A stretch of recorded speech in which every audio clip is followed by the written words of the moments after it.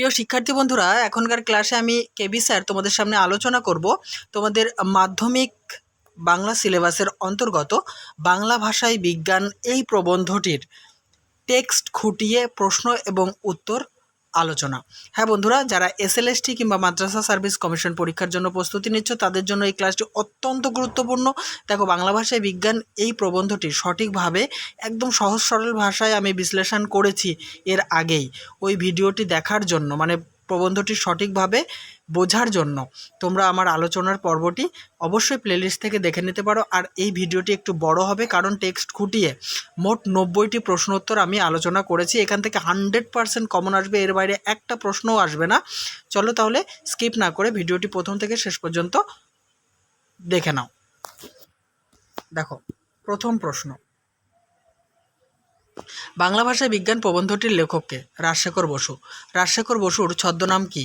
পরশুরাম। বাংলা ভাষায় বিজ্ঞান প্রবন্ধটির উৎস কি? বিচিন্তা প্রবন্ধ গ্রন্থ। বাংলা ভাষায় বিজ্ঞান প্রবন্ধটি পরবর্তীকালে কোন গ্রন্থে স্থান পায়? পরশুরাম গ্রন্থাবলীতে স্থান পায়। যাদের জন্য বিজ্ঞান বিষয়ক বাংলা গ্রন্থ বা প্রবন্ধ লেখা হয় তাদেরকে মোটামুটি কয়টি শ্রেণীতে ভাগ করা যায়? 2টি শ্রেণীতে ভাগ করা যায়। 6 নম্বর, প্রথম শ্রেণীতে তাদের অন্তর্ভুক্ত করা হয়েছে। দেখো, প্রথম শ্রেণীতে কাদের অন্তর্ভুক্ত করা হয়েছে? এখানে তাদের হয়ে গেছে, এটা কাদের হবে? যারা ইংরেজি জানে না বা অতি অল্প জানে, যেমন ধরো অল্প বয়স্ক ছেলে মেয়ে এবং অল্প শিক্ষিত বয়স্ক লোক এই প্রথম শ্রেণীর অন্তর্ভুক্ত। পরে হচ্ছে দ্বিতীয় শ্রেণী। এই দ্বিতীয় শ্রেণীটি হচ্ছে যারা ইংরেজি জানে এবং ইংরেজি ভাষায় অল্প সংখ্যক বিজ্ঞান পড়েছে। 8 নম্বর, কাদের সঙ্গে বিজ্ঞানের পূর্ব পরিচয় নেই? প্রথম শ্রেণীর পাঠকদের মধ্যে, অর্থাৎ যারা ইংরেজি জানে না বা অতি অল্প জানে, এদের সঙ্গে কিন্তু বিজ্ঞানের পূর্ব পরিচয় নেই। নেক্সট, গুটিকতক ইংরেজি পারিভাষিক শব্দ হয়তো তারা শিখেছে। কাদের কথা বলা হয়েছে? প্রথম শ্রেণীর পাঠকদের কথা বলা হয়েছে। 10 নম্বর, গুটিকতক ইংরেজি পারিভাষিক শব্দ হয়তো তারা শিখেছে। এই পারিভাষিক শব্দগুলি কি কি? Typhoid, iodine, motor, croton, zebra প্রভৃতি। টাইফয়েড কি? এক ধরনের রোগ বা একটা ভয়ঙ্কর জ্বর। আয়োডিন কি? আয়োডিন হলো এক জাতীয় রাসায়নিক মৌলিক পদার্থ। 13 নম্বর, ক্রোটন কি? বাহারি ছোট গাছ, মানে রং বেরঙের বাহারি ছোট গাছ। 14 নম্বর, অনেক রকম স্থূল তথ্যও তাদের জানা থাকতে পারে। স্থূল শব্দের অর্থ কী? মোটা। এক্ষেত্রে কিন্তু অন্তঃসার শূন্যকে বোঝানো হয়েছে। নেক্সট, প্রথম শ্রেণীর পাঠকরা কোন কোন স্থূল তত্ত্ব জানে? তাহলে প্রথম শ্রেণীর পাঠকরা জল আর কর্পূর উবে যায়, পিতলের চাইতে অ্যালুমিনিয়াম হালকা, লাউ কুমড়ো জাতীয় গাছের 2 রকম ফুল হয়, এই ধরনের স্থূল তথ্য জানে। কিন্তু কেন হয় এটা কিন্তু তারা জানে না। 16 নম্বর, এরকম সামান্য জ্ঞান থাকলেও সুশৃঙ্খল আধুনিক বৈজ্ঞানিক তথ্য তারা কিছুই জানে না। কোন সামান্য জ্ঞানের কথা বলা হয়েছে? জল আর কর্পূর উবে যায়, পিতলের চাইতে অ্যালুমিনিয়াম হালকা, লাউ কুমড়ো জাতীয় গাছে 2 রকম ফুল হয়, এইসব সামান্য জ্ঞানের কথা বলা হয়েছে। নেক্সট, 17 নম্বর, প্রথম শ্রেণীর পাঠকদের বিজ্ঞান শেখা সংস্কারের বিরোধী নয় কেন? উত্তর, কারণ প্রথম শ্রেণীর পাঠক ইংরেজি ভাষার প্রভাব থেকে মুক্ত, সেজন্য বাংলা ভাষা আয়ত্ত করে বাংলায় বিজ্ঞান শেখা তাদের সংস্কারের বিরোধী নয়। নেক্সট, ছেলেবেলায় লেখককে কার লেখা বাংলা জ্যামিতি বই পড়তে হয়েছিল? ব্রহ্মমোহন মল্লিকের লেখা বাংলা জ্যামিতি বই। 19, এক নির্দিষ্ট সীমা বিশিষ্ট ও সরলরেখার উপর এক সমবাহু ত্রিভুজ অঙ্কিত করিতে হইবে। এর মানে বুঝতে লেখকের অসুবিধা হয়নি কেন? কারণ ভাষাগত বিরোধী সংস্কার ছিল না। 20 নম্বর, কিন্তু যারা ইংরেজি জিওমেট্রি পড়েছে তাদের কাছে উক্ত প্রতিজ্ঞা বাক্যটি সুশ্রাব্য ঠেকবে না, তার মানেও স্পষ্ট হবে না। কোন প্রতিজ্ঞা বাক্যের কথা বলা হয়েছে? এক নির্দিষ্ট সীমা বিশিষ্ট সরলরেখার উপর এক সমবাহু ত্রিভুজ অঙ্কিত করিতে হইবে, এটাকেই প্রতিজ্ঞা বাক্য বলা হয়েছে। 21, যে লোক আজন্ম ইজার পড়েছে তার পক্ষে হঠাৎ ধুতি পরা অভ্যাস করা একটু শক্ত, কথাটির অর্থ পরিস্ফুট করো। উত্তর, যে মানুষটি সারা জীবন ঢোলা পায়জামা পরে অভ্যস্ত তার পক্ষে ধুতি পরা অভ্যাস করা কঠিন কাজ। অর্থাৎ এক্ষেত্রে বোঝানো হয়েছে যে বা যারা ইংরেজিতে পড়ে অভ্যস্ত তার কাছে বাংলায় পড়া শক্ত কাজ। নেক্সট, তাতে অনেকে মুশকিলে পড়ছেন। কেন অনেকে মুশকিলে পড়ছেন? সরকার ক্রমে রাজকার্যে দেশি পরিভাষা ব্যবহার করছেন, এতে অনেকে মুশকিলে পড়ছেন কারণ তাদের নতুন করে শিখতে হচ্ছে। 23, শুধু বিষয়টি যত্ন করে বুঝে নিতে হয়। প্রাবন্ধিক কাদের কথা বলেছেন? প্রথম শ্রেণীর পাঠকদের কথা বলেছেন। 24, পূর্বোক্ত প্রথম শ্রেণীর পাঠক যখন বাংলায় বিজ্ঞান শেখে তখন ভাষার জন্য তার বাধা হয় না। কেন? কারণ তাদের শুধুমাত্র বিষয়টি যত্ন করে বুঝে নিলেই হয়।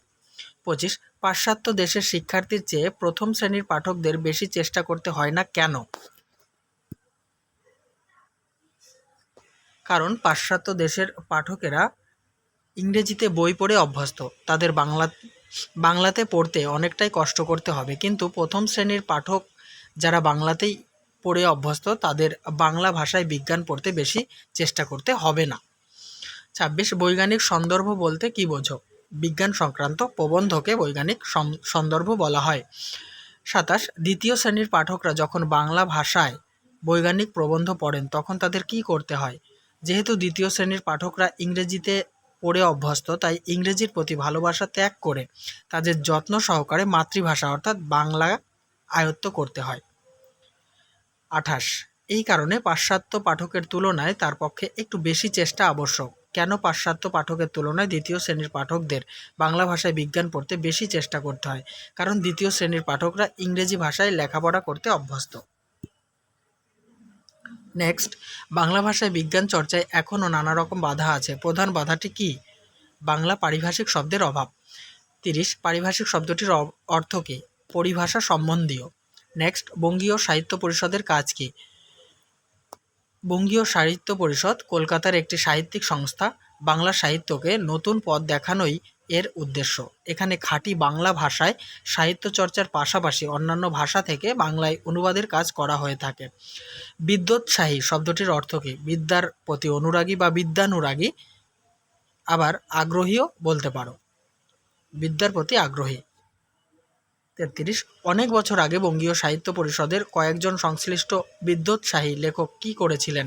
নানা বিষয়ের পরিভাষা রচনা করেছিলেন। পরের প্রশ্ন, তাদের উদ্যোগে এই ত্রুটি ছিল যে বঙ্গীয় সাহিত্য পরিষদের উদ্যোগে কী ত্রুটি ছিল? বিদ্যানুরাগী লেখকেরা একসঙ্গে কাজ না করে আলাদা আলাদাভাবে কাজ করেছিলেন, ফলে তাদের মধ্যে সংকলিত পরিভাষার সাম্য হয়নি। 35, একই ইংরেজির সংজ্ঞার বিভিন্ন প্রতিশব্দ রচিত হয়েছিল, এমন হওয়ার কারণ কি? বঙ্গীয় সাহিত্য পরিষদের বিদ্যানুরাগী লেখকেরা একসঙ্গে কাজ করেননি, মানে স্বতন্ত্র বা আলাদাভাবে কাজ করেছিলেন। 36, কত খ্রিস্টাব্দে কলকাতা বিশ্ববিদ্যালয় পরিভাষা সমিতি নিযুক্ত করেছিলেন? পরিভাষা দুবার হয়ে গেছে লেখাটা, টাইপিং মিস্টেক। 1936 খ্রিস্টাব্দে। নেক্সট, 1936 সালে কলকাতা বিশ্ববিদ্যালয়ে যে পরিভাষা সমিতি নিযুক্ত করেছিলেন তাতে কারা ছিলেন? বিজ্ঞানের অধ্যাপক, ভাষাতত্ত্বজ্ঞ, সংস্কৃতজ্ঞ পণ্ডিত এবং কয়েকজন লেখক। 38, তার ফলে তাদের চেষ্টা অধিকতর সফল হয়েছে, এই সফলতার কারণ কী? 1936 সালে কলকাতা বিশ্ববিদ্যালয়ে যে পরিভাষা সমিতি নিযুক্ত করেছিলেন সেখানে সকলে মিলে একসঙ্গে কাজ করেছিলেন, ফলে তাদের চেষ্টা অধিকতর সফল হয়েছিল। পরের প্রশ্ন, তার জন্য উপযুক্ত ব্যবস্থা করা আবশ্যক। কিসের জন্য উপযুক্ত ব্যবস্থা করা আবশ্যক? যেহেতু কলকাতা বিশ্ববিদ্যালয়ের সংকলন খুব বড় নয় তাই আরও শব্দের যোগান দিতে উপযুক্ত ব্যবস্থা করা আবশ্যক। 40 নম্বর, পরিভাষা রচনা একজনের কাজ নয়। এই প্রসঙ্গে কি না করলে পরিভাষা রচনার ক্ষেত্রে নানা ত্রুটি হতে পারে বলে প্রাবন্ধিক মনে করেছেন? সমবেতভাবে বা একত্রিত হয়ে কাজ না করলে নানা ত্রুটি হতে পারে। 41, যতদিন উপযুক্ত ও প্রামাণিক বাংলা শব্দ রচিত না হয় ততদিন কি করতে হবে বলে প্রাবন্ধিক জানিয়েছেন? ইংরেজি শব্দই বাংলা বানানে চালাতে বলেছেন। নেক্সট প্রশ্ন, 42, তারা বিধান দিয়েছেন। কারা বিধান দিয়েছেন? কলকাতা বিশ্ববিদ্যালয়ের নিযুক্ত পরিভাষা সমিতি বিধান দিয়েছেন? কলকাতা বিশ্ববিদ্যালয়ে নিযুক্ত পরিভাষা সমিতি কী বিধান দিয়েছেন? নবাগত রাসায়নিক বস্তুর ইংরেজি নামই বাংলা বানানে চালাতে বিধান দিয়েছেন। ৪৪ নবাগত রাসায়নিক বস্তুর ইংরেজি নামগুলির উদাহরণ দাও। অক্সিজেন, প্যারাডাইক্লোরোবেনজিন প্রভৃতি। ৪৫ উদ্ভিদ ও প্রাণীর জাতিবাচক বা পরিচয়বাচক অধিকাংশ ইংরেজি নাম বাংলায় চালানোর ক্ষেত্রে কোন নামগুলির কথা প্রাবন্ধিক বলেছেন? ম্যালভাসি, ফার্ন, আর্থ্রোপোডা, ইনসেক্টা প্রভৃতি। ইন্টারন্যাশনাল শব্দটির বাংলা কোন পারিভাষিক শব্দ প্রাবন্ধিক ব্যবহার করেছেন? সার্বজাতিক। নেক্সট ৪৭ পাশ্চাত্য দেশের তুলনায় এ দেশের জনসাধারণের কোন জ্ঞানটি নগণ্য? বৈজ্ঞানিক জ্ঞান। নেক্সট প্রাথমিক বিজ্ঞানের সঙ্গে কিঞ্চিত পরিচয় না থাকলে কি বোঝা কঠিন বলে প্রাবন্ধিক জানিয়েছেন? বৈজ্ঞানিক সন্দর্ভ বোঝা কঠিন। ৪৯ ইউরোপ আমেরিকায় পপুলার সায়েন্স লেখা সহজসাধ্য বা সুসাধ্য কেন? ইউরোপ আমেরিকার মানুষের মধ্যে বিজ্ঞানের প্রাথমিক জ্ঞান রয়েছে, ফলে তারা সহজেই বুঝতে পারেন। ৫০ নম্বর কিন্তু আমাদের দেশের বর্তমান অবস্থা তেমন নয়, এ প্রসঙ্গে প্রাবন্ধিক কি বলেছেন? মানে এই প্রশ্নটা করা একটু মিস্টেক হয়ে গেছে। এই প্রসঙ্গে প্রাবন্ধিক কি বলেছেন? উত্তর আমাদের দেশের বয়স্কদের জন্য যা লেখা হয় সেটাও প্রাথমিক বিজ্ঞানের মতন গোড়া থেকে না লিখলে বোধগম্য হয় না। ৫১ জনসাধারণের জন্য যারা বাংলায় বিজ্ঞান লেখেন তারা এ বিষয়ে অবহিত না হলে তাদের লেখা জনপ্রিয় হবে না। কোন বিষয়ে অবহিত হতে হবে বলে প্রাবন্ধিক জানিয়েছেন? উত্তর বয়স্ক অথবা জনসাধারণের জন্য যদি বিজ্ঞান লেখা হয় তা একদম গোড়া থেকে লিখতে হবে। নেক্সট তখন বৈজ্ঞানিক সাহিত্য রচনা সুসাধ্য হবে। কখন বৈজ্ঞানিক সাহিত্য রচনা সুসাধ্য হবে? কালক্রমে এদেশে বিজ্ঞান শিক্ষার বিস্তার হলে জনসাধারণ সহজেই তা বুঝতে পারবে, ফলে বৈজ্ঞানিক সাহিত্য রচনা সুসাধ্য হবে। ৫৩ এই দোষ থেকে মুক্ত না হলে বাংলা বৈজ্ঞানিক সাহিত্য সুপ্রতিষ্ঠিত হবে না। এখানে কোন দোষের কথা বলা হয়েছে? উত্তর বিজ্ঞান আলোচনার জন্য যে রচনা পদ্ধতি আবশ্যক তা অনেক লেখক এখনও আয়ত্ত করতে পারেননি, তাই অনেক স্থানে তাদের ভাষা আড়ষ্ট ও ইংরেজির আক্ষরিক অনুবাদ হয়ে পড়ে। এখানে এই দোষের কথা বলা হয়েছে। নেক্সট ৫৪ কনোটেশন শব্দের বাংলা অর্থ কী? অর্থব্যাপ্তি বা অন্তর্নিহিত অর্থ। ৫৫ ইংরেজি সেন্সিটিভ শব্দটি কোন অর্থে কোন কোন অর্থে চলে বলে বা ব্যবহার করা যেতে পারে বলে প্রাবন্ধিক জানিয়েছেন? Sensitive person, sensitive wound, sensitive plant, sensitive balance, sensitive photographic paper প্রভৃতি। ৫৬ সেন্সিটাইজড পেপার এর বাংলা অর্থ কী হওয়া উচিত? সুগ্রাহী কাগজ। ৫৭ সেন্সিটাইজড পেপার এর অনুবাদ কী লিখলে অতি উৎকট হয় বলে প্রাবন্ধিক জানিয়েছেন? স্পর্শকাতর কাগজ লিখলে অতি উৎকট হয়। উৎকট শব্দের অর্থ কী? উগ্র বা দুঃসহ। ৫৯ এতে রচনা উৎকট হয়, কী করলে রচনা উৎকট হয়? উত্তর অনেক লেখক তাদের বক্তব্য ইংরেজিতে ভাবেন এবং যথাযথ বাংলা অনুবাদে প্রকাশ করার চেষ্টা করেন, এতে রচনা উৎকট হয়। বন্ধুরা আমি একদম টেক্সট খুঁটিয়ে আলোচনা করছি, তোমরা নেক্সট টাইম যখন টেস্ট পেপার সলভ করবে দেখবে যে প্রত্যেকটা পেজে পেজে এই প্রশ্নের উত্তরগুলি তোমরা তোমাদেরকে সলভ করতে হবে। তাই অবশ্যই ভিডিওতে লাইক, কমেন্ট এবং শেয়ার করো। চ্যানেলটিতে নতুন হলে সাবস্ক্রাইব করে অল করতে ভুলো না। ৬০ নম্বর এরকম বর্ণনা বাংলা ভাষায় প্রকৃতি বিরুদ্ধ বর্ণনাটির উদাহরণ দাও। দেখো পরমাণু ইঞ্জিন নীল চিত্রের অবস্থাতেও পৌঁছায়নি, এটি কিন্তু প্রকৃতি বিরুদ্ধ বর্ণনা। এর বাংলা যেটি হয় the atomic engine has not even reached the blueprint stage. এর বাংলা একদম হুবহু আক্ষরিক অনুবাদ হচ্ছে এটা, কিন্তু এটা সঠিক নয়। ৬১ number the atomic engine has not even reached the blueprint stage এর আক্ষরিক অনুবাদ কি? পরমাণু ইঞ্জিন নীল চিত্রের অবস্থাতেও পৌঁছায়নি। ৬২ when sulphur burns in air the nitrogen does not take part in the reaction এর আক্ষরিক অনুবাদটি কি? আক্ষরিক মানে হুবহু। এর উত্তর হবে যখন গন্ধ হাওয়ায় পড়ে তখন নাইট্রোজেন প্রতিক্রিয়ায় অংশগ্রহণ করে না। নেক্সট এরকম মাছি মারা নকল না করে কোন বিষয়কে প্রাবন্ধিক মাছিমারা নকল বলেছেন? দেখে নাও। When sulfur burns in air, the nitrogen does not take part in the reaction. অর্থাৎ গন্ধক যখন হাওয়ায় পড়ে তখন নাইট্রোজেন প্রতিক্রিয়ায় অংশগ্রহণ করে না, এরকম হুবহু আক্ষরিক অনুবাদকে মাছিমারা নকল বলা হয়েছে। When sulfur burns in air, the nitrogen does not take part in the reaction এর বঙ্গানুবাদটি কি লিখলে বাংলা ভাষা বজায় থাকে বলে প্রাবন্ধিক মনে করেছেন? নাইট্রোজেনের কোনো পরিবর্তন হয় না, এটা লিখলে বাংলা ভাষা বজায় থাকে। 65 এই ধারণা পুরোপুরি সঠিক নয়। কোন ধারণা পুরোপুরি সঠিক নয়? অনেকে মনে করেন পারিভাষিক শব্দ বাদ দিয়ে বক্তব্য প্রকাশ করলে রচনা সহজ হয়, এই ধারণা পুরোপুরি সঠিক নয়। 66 স্থান বিশেষে পারিভাষিক শব্দ বাদ দেওয়া চলে, এক্ষেত্রে প্রাবন্ধিক কোন উদাহরণটি দিয়েছেন? অমেরুদণ্ডীর বদলে লেখা যেতে পারে যেসব জন্তুর শিরদাঁড়া নেই, এই উদাহরণটি দিয়েছেন। 67 নম্বর, কিছুমাত্র সহজ হয় না, কোন বিষয়টি সহজ হয় না বলে প্রাবন্ধিক মনে করেন? উত্তর, অমেরুদণ্ডীর বদলে যেসব জন্তুর শিরদাঁড়া নেই এটা লেখা যায়, কিন্তু আলোক তরঙ্গর বদলে আলোর কাঁপন বা নাচন লিখলে কিছুমাত্র সহজ হয় না। পরিভাষার উদ্দেশ্য কি? পরিভাষার উদ্দেশ্য হচ্ছে ভাষার সংক্ষেপ এবং অর্থ নির্দিষ্ট করা, অর্থ সুনির্দিষ্ট করা। অর্থ সহ হয়ে গেছে, ওটা হবে হচ্ছে অর্থ সুনির্দিষ্ট করা। 69 তাতে পাঠকের অসুবিধা হয়, কি করলে পাঠকের অসুবিধা হয়? যদি বারবার কোনো বিষয়ের বর্ণনা দিতে হয় তবে অনর্থক কথা বেড়ে যায়, এতে পাঠকের অসুবিধা হয়। 70 সাধারণের জন্য যে বৈজ্ঞানিক সন্দর্ভ লেখা হয় তাতে লেখক কি করতে পরামর্শ দিয়েছেন? উত্তর, অল্প সংখ্যক পরিচিত পারিভাষিক শব্দের প্রথমবার প্রয়োগের ক্ষেত্রে তার ব্যাখ্যা অবশ্যই দেওয়া উচিত, কিন্তু পরে শুধু বাংলা পারিভাষিক শব্দ লিখলেই হবে। মানে এই ব্যাখ্যা দেওয়ার ক্ষেত্রে কিন্তু ইংরেজি নামটাও চালানো যেতে পারে। 71 আমাদের আলংকারিকগণ শব্দের ত্রিবিধ কথা বলেছেন, এই ত্রিবিধ কথাগুলি কি কি? অভিধা, লক্ষণা এবং ব্যঞ্জনা। অভিধা কি? অভিধা হলো শব্দের আবিধানিক অর্থ, যেমন অরণ্য শব্দটির অর্থ হলো বন। লক্ষণা কি? লক্ষণা হলো শব্দের বৃত্তি বিশেষ।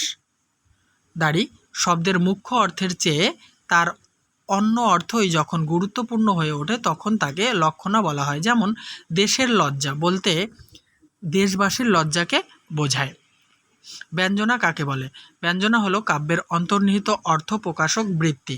অভিধা ও লক্ষণার দ্বারা যেসব অর্থ বোঝানো সম্ভব হয় না তা ব্যঞ্জনার দ্বারা কিন্তু বোঝানো যায়, যেমন অরণ্যে রোদন কথাটির অর্থ নিষ্ফল খেদ বা নিষ্ফল ক্রন্দন। 75 নম্বর, কিন্তু বৈজ্ঞানিক সাহিত্যে যত কম থাকে ততই ভালো, বৈজ্ঞানিক সাহিত্যে কি কম থাকার কথা বলা হয়েছে? লক্ষণা বা ব্যঞ্জনা এবং উৎপ্রেক্ষা, অতিশয়োক্তি প্রভৃতি অলঙ্কারের প্রয়োগ। নেক্সট, বৈজ্ঞানিক সাহিত্যে প্রাবন্ধিক কোন কোন অলঙ্কারের প্রয়োগ ও কোন অলঙ্কারটি বর্জন করাই উচিত বলে মনে করেছেন? উপমা এবং রূপক স্থান বিশেষে ব্যবহার করা যেতে পারে, কিন্তু অন্যান্য অলঙ্কার বর্জন করাই উচিত বলে প্রাবন্ধিক মনে করেছেন। 77 হিমালয় যেন পৃথিবীর মানদণ্ড, এটি কার উক্তি? মহাকবি কালিদাসের উক্তি। নেক্সট, কালিদাসের এই উক্তি কাব্যেরই উপযুক্ত, ভূগোলের নয়। উক্তিটি কি? হিমালয় যেন পৃথিবীর মানদণ্ড। 79 এই কথাটি সকল লেখকেরই মনে রাখা উচিত, কোন কথাটি সকল লেখকের মনে রাখা উচিত? উত্তর, বৈজ্ঞানিক প্রসঙ্গের ভাষা অত্যন্ত সরল ও স্পষ্ট হওয়া আবশ্যক, এই কথাটি সকল লেখকের মনে রাখা উচিত। 80 বাংলা বৈজ্ঞানিক প্রবন্ধাদিতে আর একটি দোষ প্রায়ই নজরে পড়ে, দোষটি কি? না জেনে বা অতি অল্প জেনে ভুল তত্ত্ব পরিবেশন। অল্পবিদ্যা ভয়ঙ্করী, এটি কি? এটি হচ্ছে প্রবাদ। অল্পবিদ্যা ভয়ঙ্করী প্রবাদটির অর্থ লেখো। সামান্য জ্ঞান ক্ষতিকারক বা ক্ষতিকর। 83 অল্পবিদ্যা ভয়ঙ্করী এই প্রবাদটি যে কত ঠিক তার প্রমাণ কোথায় পাওয়া যায়? সাময়িক পত্রে। 84 কিছুদিন আগে একটি পত্রিকায় দেখেছি, প্রাবন্ধিক পত্রিকায় কি দেখেছিলেন? অক্সিজেন বা হাইড্রোজেন স্বাস্থ্যকর বলে বৈজ্ঞানিক যুক্তি নেই, তারা জীবের বেঁচে থাকার পক্ষে অপরিহার্য অঙ্গ মাত্র, তবে ওজোন গ্যাস স্বাস্থ্যকর, এটি সাময়িক পত্রে বা পত্রিকায় দেখেছিলেন। 85 এই রকম ভুল লেখা সাধারণ পাঠকের পক্ষে অনিষ্টকর, কোন ভুলের কথা বলা হয়েছে? অক্সিজেন বা হাইড্রোজেন স্বাস্থ্যকর বলে বৈজ্ঞানিক যুক্তি নেই, তারা জীবের বেঁচে থাকার পক্ষে অপরিহার্য অঙ্গ মাত্র, তবে ওজোন গ্যাস স্বাস্থ্যকর, এটি সম্পূর্ণ ভুল লেখা। নেক্সট, সম্পাদকের উচিত ভুল লেখাগুলি ছাপানোর আগে সম্পাদকের কী করণীয় বলে প্রাবন্ধিক মনে করেছেন? কোনো অবিখ্যাত লেখকের বৈজ্ঞানিক রচনা প্রকাশের আগে সম্পাদকের উচিত অনভিজ্ঞ লোককে দিয়ে, আবার বলছি, কোনো অবিখ্যাত লেখকের বৈজ্ঞানিক রচনা প্রকাশের আগে সম্পাদকের উচিত অভিজ্ঞ লোককে দিয়ে তা যাচাই করে নেওয়া। 87, বিজ্ঞান আলোচনার রচনা পদ্ধতির মূল ত্রুটি কী? বিজ্ঞান আলোচনার রচনা পদ্ধতি এখনও বহু লেখক আয়ত্ত করতে পারেননি, ফলে তাদের ভাষার আড়ষ্টতা ও ইংরেজি আক্ষরিক অনুবাদ রচনাকে উৎকট করে তোলে। আমরা শেষ পর্যায়ে চলে এসেছি, কিন্তু তাও কেউ কেউ লিখে থাকেন। কি লেখার কথা বলা হয়েছে? ইংরেজি থেকে আক্ষরিক অনুবাদের ত্রুটির কথা বলতে গিয়ে লেখক সেন্সিটাইজড পেপার এর বাংলা অনুবাদের কথা বলেছেন। এই শব্দটির অনুবাদ স্পর্শকাতর কাগজ করলেও হওয়া উচিত কিন্তু সুগ্রাহী কাগজ। 89, তার মানেও স্পষ্ট হবে না। কিসের মানে স্পষ্ট না হওয়ার কথা বলা হয়েছে? ইংরেজি জানা বা ইংরেজিতে পড়াশোনা করা পাঠকদের পক্ষে বাংলা ভাষায় বিজ্ঞান সংক্রান্ত প্রবন্ধ পাঠ খুব সহজ ব্যাপার নয়, কারণ বিষয়টি তাদের পক্ষে অর্থগত দিক থেকে স্পষ্ট হবে না। শেষ প্রশ্ন আজকের এই প্রবন্ধ থেকে, পারিভাষিক শব্দ বলতে কি বোঝো? পারিভাষিক শব্দের অর্থ হলো পরিভাষা সম্বন্ধীয়। পরিভাষা এক ধরনের সংজ্ঞা যার কোনো রকম অর্থান্তর ঘটে না। ইংরেজিতে একে বলা হয় গ্লোসারি বা টেকনিক্যাল টার্ম। তাহলে বন্ধুরা, এখান থেকে 100% কমন পাবে এই আশা রেখে আমি কিন্তু ভিডিওটি সমাপ্ত করছি, এবং আসবেই এখান থেকে প্রশ্ন।